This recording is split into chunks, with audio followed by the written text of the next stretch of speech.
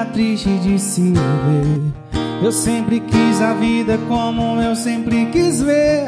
E quando o Senhor sempre esteve aqui, mostrando o melhor, o caminho a seguir, a minha vida era triste de se ver. Eu sempre quis a vida como eu sempre quis ver. E quando o Senhor sempre esteve aqui, mostrando o melhor, o caminho a seguir.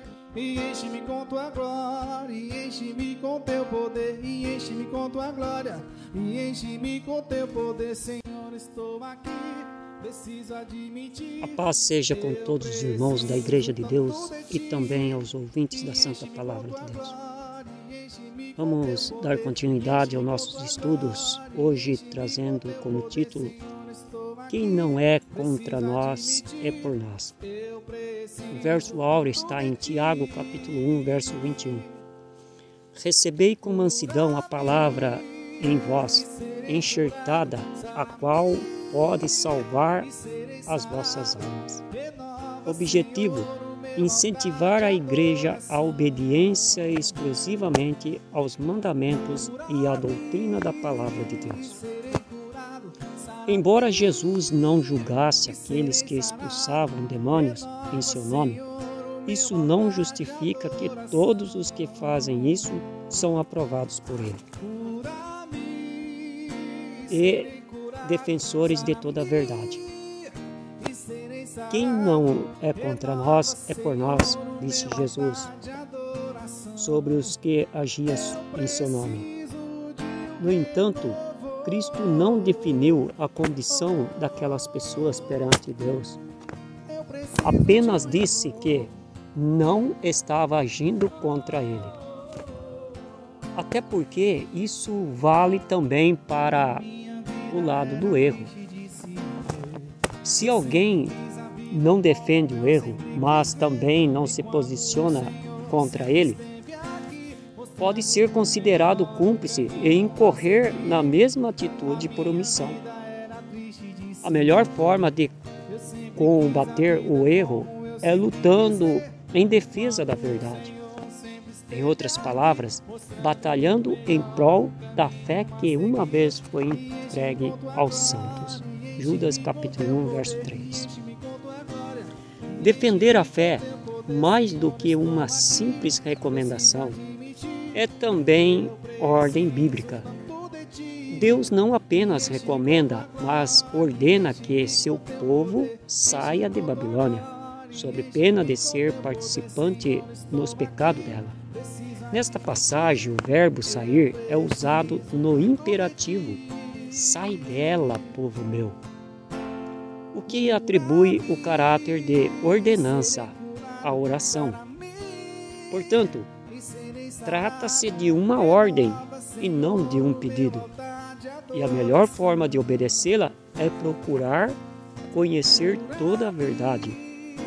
Porque de bom grado receber a palavra, examinando cada dia nas Escrituras se essas coisas eram assim. Atos capítulo 17, verso 11.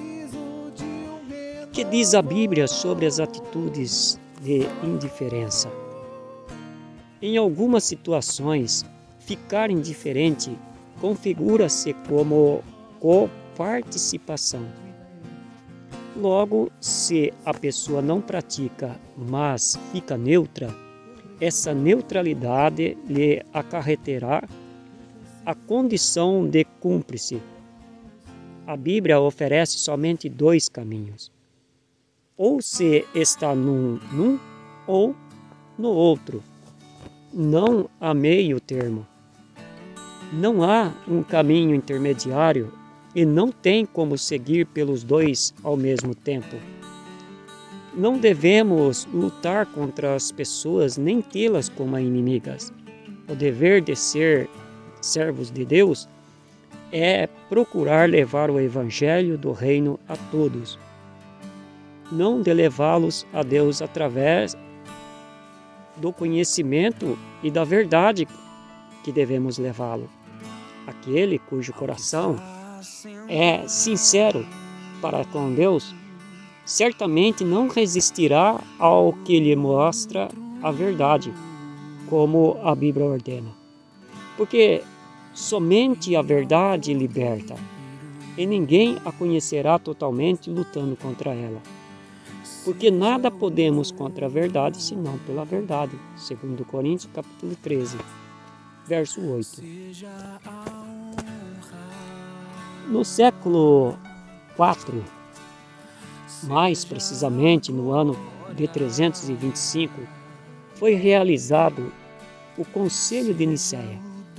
E neles as autoridades da Igreja Católica reuniram-se para determinar uma data para a comemoração da Páscoa, com o objetivo de unificar a celebração da ressurreição de Cristo em toda a cristandade. Assim, durante o Concílio de Nicéia, ficou decidido que a data da Páscoa seria determinada pela seguinte estrutura. A data da Páscoa é celebrada no primeiro domingo, após a primeira lua cheia, que ocorre depois do equinócio da primavera-outono. Que ninguém se engane. Segundo o calendário bíblico, a data da morte de Jesus, dia da Páscoa, pode cair em qualquer dia da semana. Além disso, a Páscoa não foi criada por esse ou aquele povo. Tanto o sábado como a Páscoa são datas criadas por Deus. Foi Ele que as estabeleceu. E Jesus determinou que a ceia seja celebrada no dia da sua morte. Portanto, no dia 14 de Nisan. Porque todas as vezes que comerdes este pão e beberdes este cálice, anunciais a morte do Senhor até que venha. 1 Coríntios capítulo 11, verso 26. Com quem deve ser o nosso compromisso de obediência? Tendo em vista que Jesus não ressuscitou no primeiro dia, e sim no sétimo dia, atribuir o domingo como o dia da sua ressurreição é deixar bem clara a intenção de se guardar um dia que Deus não santificou. Nosso compromisso é com a palavra de Deus e com as datas que Ele criou. Na verdade, o alvo da nova data de celebração da Páscoa era introduzir o domingo como dia sagrado dos cristãos, pois esse dia já era observado entre os pagãos. Jesus também alerta para o perigo da mornidão, ou seja, não ser frio e nem quente, o mesmo que não assumir nenhuma postura. Por exemplo, não guardar o sábado, mas também não guardar o domingo. Isso seria indiferente? Isso seria suficiente? Não, justamente porque não há meio termo. Servo é aquele que obedece às ordens do seu Senhor. Somos servos daquele a quem obedecemos, disse Paulo, Romanos capítulo 6, verso 16. Aqueles homens expulsavam demônios em nome de Jesus, mas nem por isso eram seus seguidores. O sábado, assim como a Páscoa e a ceia, são datas estipuladas por Deus. É a Ele que devemos obediência. Jesus lhes respondeu e disse: a minha doutrina não é minha, mas daquele que me enviou. João capítulo 7, verso 16. Que Deus nos ajude, nos abençoe, em nome de Jesus. Amém.